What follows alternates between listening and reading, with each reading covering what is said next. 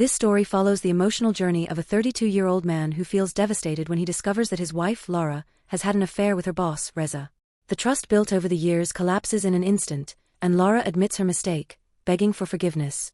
However, she also has to face the reality that she contracted a sexually transmitted infection as a result of the affair. Lara's recovery process is not only physical but also emotional, and although she struggles to repair herself, her husband feels too hurt to stay with her. On her journey towards healing, Lara must confront deep regret, trying to rebuild her life and seek a chance to heal the wounds in her heart, even though her future with her husband remains uncertain. The day began as usual. I, a 32-year-old man with a fairly solid physique, sat in the living room, checking my phone. As I often did, I looked at a message from Lara, my wife. I glanced at it, but there was something different about it. Amidst the usual exchanges we shared, there was one message that sent a chill down my spine. Reza, I miss you. We can meet again tonight at the apartment. I can't wait to see you. That wasn't a message for me. Reza is Lara's boss, a 35-year-old man with an athletic build and a presence that was simply magnetic. I couldn't believe what I had just seen. The trust one had placed in Lara for all these years seemed to crumble in an instant. My heart was racing, but I tried to stay calm. I couldn't act hastily, but I knew something was terribly wrong. I decided to confront her. Tension filled the air when Lara came home. As she stepped inside, I could immediately see something had changed in her. Her face was paler, and there was something different in her eyes. When I looked at her, the words came out almost unintentionally. "Lara, what is this?" I asked, my voice barely audible. She remained silent, looking at me with a gaze full of regret.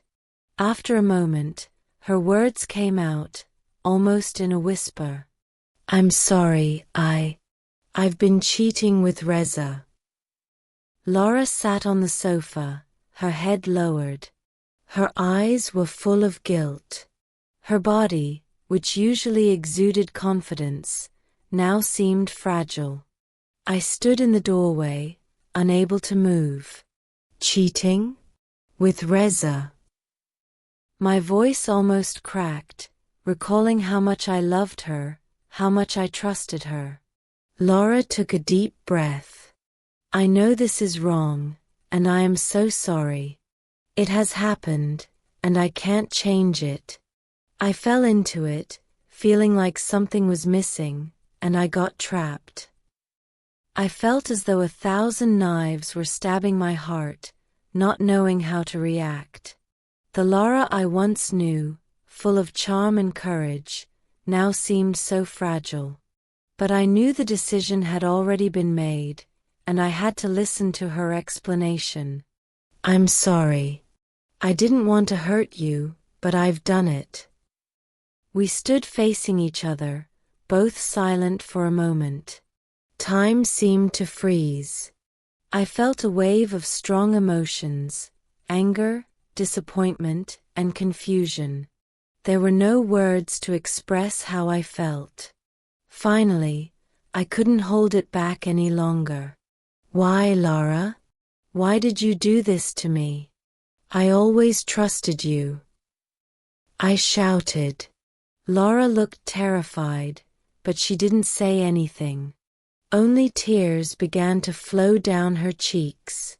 Her eyes, once full of certainty, were now filled with regret. "I don't know what to do anymore, Lara. I love you, but this is more than I can handle," I continued, my voice breaking. She approached, trying to embrace me, but I pushed her away. I wasn't ready to forgive her, not even to touch her. This was too painful. Days passed after Lara's confession about the affair, but I still felt shattered. However, I never imagined a worse reality. One night, Lara came home from the hospital, her face even paler than usual. I approached her with concern. "Laura, what's wrong?" I asked, gazing at her with growing worry. She sat on the sofa, holding a cup of tea that seemed lifeless. Her body looked thinner, and her eyes reflected an exhaustion I had never seen before. I contracted a sexually transmitted infection from the affair with Reza, Laura said in a voice so quiet, it was barely audible. A mixture of anger and concern overwhelmed me. I felt even more devastated than before, but this time, an odd sense of pity began to surface. The pain from her betrayal was now compounded by a complex empathy. The doctor said the treatment would be long and difficult. Laura would need intensive therapy and medication, following strict medical procedures. I knew her recovery would be physical, but also emotional. But how could I stand by someone who had betrayed me? Laura tried not to cry, but her eyes began to well up. "I know I've ruined our life, and I'm so sorry," she said, her voice barely audible. I lowered my head, trying to hold back the anger that was almost ready to explode. My heart was in turmoil. A few days later, we went to the hospital for further medical attention. Dr. Maya, a beautiful 40-year-old doctor with a slim figure, greeted us with a warm smile, though it couldn't ease the tension I felt inside. Laura sat in the hospital chair, still looking very weak. Her face wasn't like it used to be, her skin looked paler, and her eyes more tired. Dr. Maya sat in front of us and began to explain with clarity, yet kindness. "Laura, you must take this treatment seriously. This is not just about physical healing, but also emotional recovery. This process will change your life," Dr. Maya said, her eyes filled with empathy. Laura simply nodded weakly, looking confused. I looked at Dr. Maya, trying to grasp the situation. The doctor continued, "The challenge is not only in overcoming the infection, but also in how you face it mentally and emotionally. And for your husband, this is a very difficult time for both of you." I stared at Laura. She nodded, but I knew we were both trapped in our confusion. Would we survive this together? Or would we be separated by wounds too deep to heal? Nights filled with confusion passed by quickly. Laura underwent a series of medical treatments that not only drained her physically, but also seemed to bring her lower. I watched her in the hospital, her body once sexy and full of confidence, now lying frail. She no longer wore clothes that accentuated her figure. Instead, she wore simple hospital gowns. "I don't know how to fix everything," Laura said, her eyes closed as I sat beside her bed. There was a hollow sound in her voice. I was confused, not knowing what to do. On one hand, I loved her, but the betrayal she had committed was too much. I couldn't look at her the same way again. As I sat there, my eyes were fixed on her face, yet I didn't know what I should do. I wanted to embrace her, but a high wall had formed between us. All the pain, all the confusion seemed to keep me from getting close. "I don't know how I can fix it," she continued, her hand grasping mine. But I couldn't return the trust that had been broken so easily. A few days after Laura was admitted, her best friend Aline came to visit her in the hospital. Aline was a bold and seductive figure, always wearing eye-catching clothes that showcased her high self-confidence.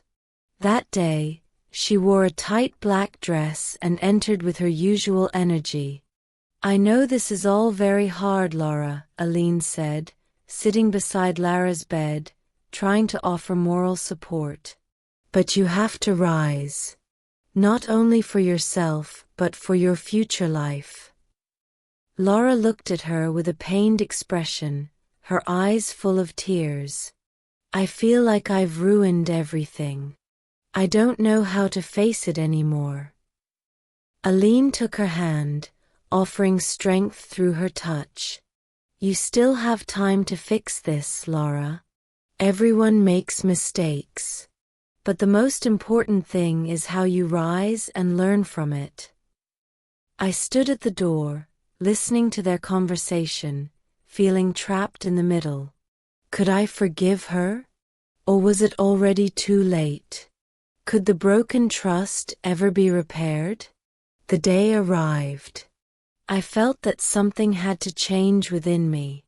After spending several weeks in the hospital, seeing Laura struggle through her treatment and therapy, I felt that it was getting harder to stay by her side. This decision wasn't easy, but my heart was already thinking about a future without Laura. When I stood in front of her, Laura looked at me with eyes full of hope, as if asking if I would still stay. I can't stay anymore, Laura. I don't know what to do anymore, I said, my voice thick with emotion. Laura cried, her body shaking. Please don't leave me, she said, her voice cracking. I regret it. I truly regret it. I stood up, avoiding her gaze. I knew I couldn't stay near her. I can't forgive you, Laura. I have to go, I replied firmly, though my heart felt shattered. With heavy steps, I left the hospital. Each step felt heavier than the last.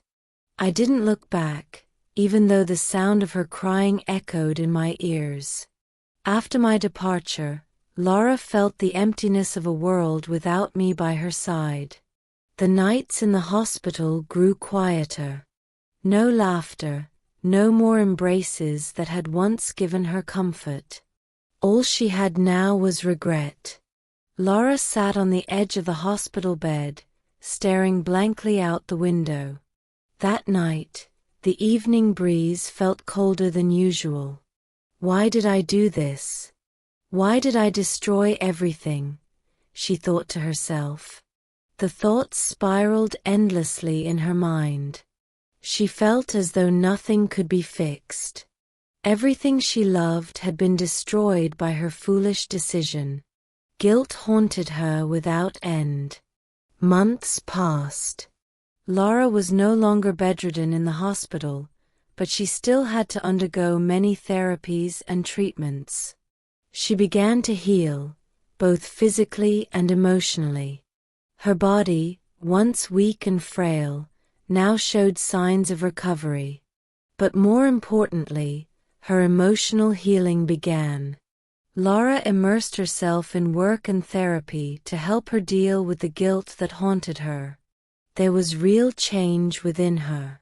Although the wound in her heart remained, she was trying to rise from the depths of despair.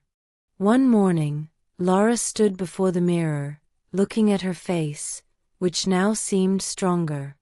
Her hair, once dull, was now well kept, and her eyes, which had once been filled with sadness, now seemed brighter.